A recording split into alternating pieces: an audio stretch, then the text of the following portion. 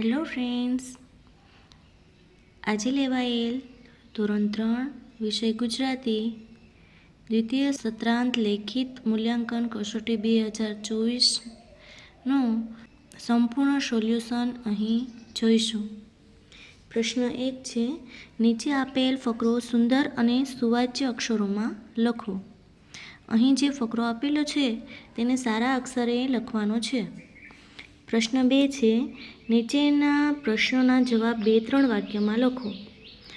પ્રશ્ન 1, હનુમાન પોતાના શરીરને નાનું મોટું કેવી રીતે કરતા હતા? જવાબ, હનુમાન પોતાના શરીરને અંગૂઠો પકડીને મોટા થતા અને ટચલી આંગળી પકડીને નાના થતા હતા. પ્રશ્ન 2, જ્યારે ટીકુ પાંદડા નીચે સંતાઈ ગઈ ત્યારે ચંદુએ એને શોધવા શું કર્યું? જવાબ, જ્યારે ટીકુ પાંદડા નીચે સંતાઈ ગઈ ત્યારે ચંદુએ આજુ જોયું, બાજુ જોયું, આગળ જોયું, પાછળ જોયું, ઉપર જોયું, આમ દોડ્યો, તેમ દોડ્યો. પ્રશ્ન 3, બિલેને કઈ રમત બહુ ગમતી હતી? બિલેને ક્રિકેટની રમત બહુ ગમતી હતી. પ્રશ્ન 3, જાહેરાતના આધારે આપેલ પ્રશ્નોના ટૂંકમાં જવાબ લખો. અહીં જે જાહેરાત આપેલી છે તેના આધારે ટૂંકમાં જવાબ લખવાના છે.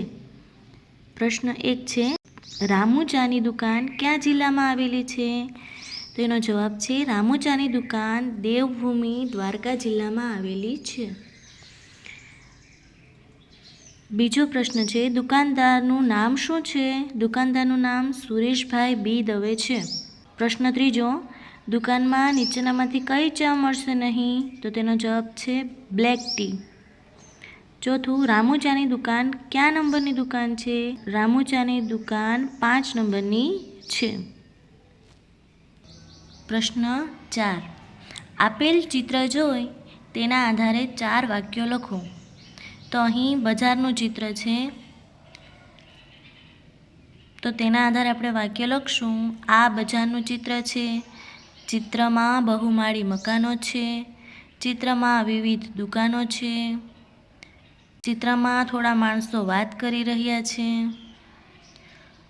પછી ચિત્રના આધારે થોડા વધારે વાક્યો લખી શકો કે એક બાળક સાયકલ લઈને આવી રહ્યો છે.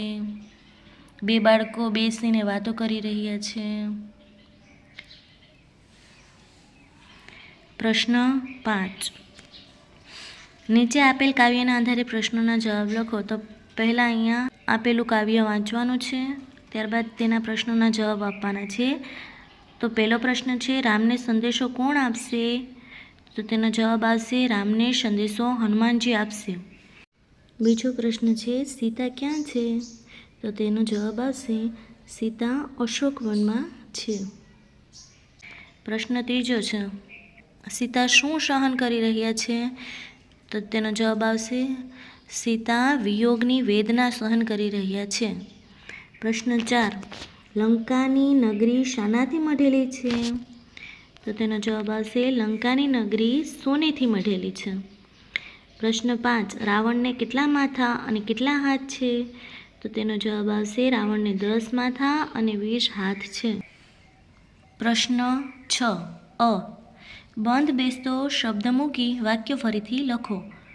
તો અહીં વાક્ય આપેલું છે, તેણે આકાશમાં વિમાન જોયું અને કે તેથી પણ તે ખુશ થઈ ગયો.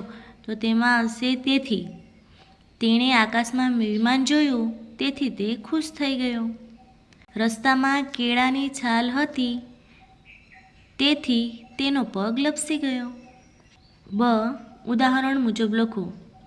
ઉદાહરણ છે, રમશું, તો સામે રમતા રમતા લખેલું છે. એવી જ રીતે પેલું છે જમશું, તો જમતા જમતા.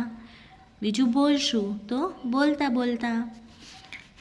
છે, ઉદાહરણ પ્રમાણે કોષ્ટક સમજીને વાક્ય બનાવો. તો અહીં ઉદાહરણ છે, વસ્તુ અને ક્યાં હોય? તો ઝાડ છે અને સામે જવાબ આપેલો છે જમીન ઉપર.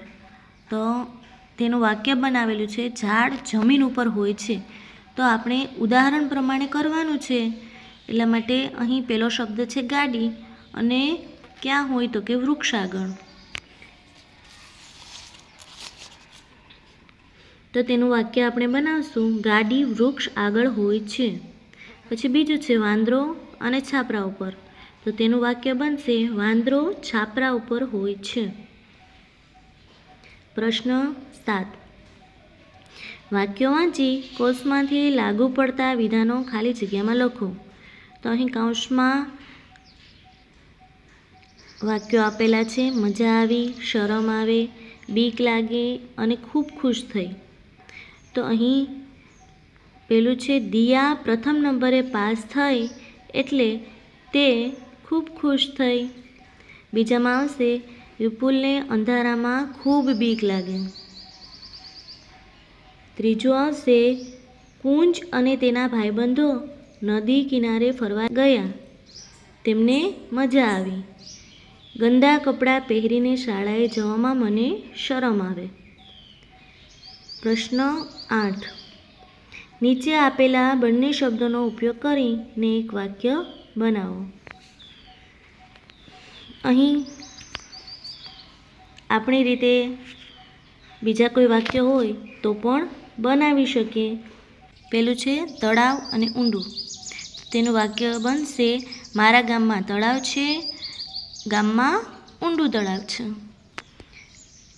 બીજું છે કૂદકા અને ઊંચા. તો તેનું વાક્ય બનશે સોહમ કૂદકા મારે છે, સોહમ ઊંચા કૂદકા મારે છે. બ છે આપેલા શબ્દોમાંથી નવા શબ્દો બનાવો. તો અહીં જળ કુકડી છે પેલું, એના શબ્દો બનશે જળ, ઝકડી, કુકડી, કડી. પછી બીજું છે બાળપણ. તો તેમાંથી શબ્દો બનશે બાળ, પણ, બાપ, બાણ. ક છે નીચે આપેલ શબ્દોમાં યોગ્ય સ્વર ચિહ્ન ઉમેરીને નવા શબ્દ બનાવો.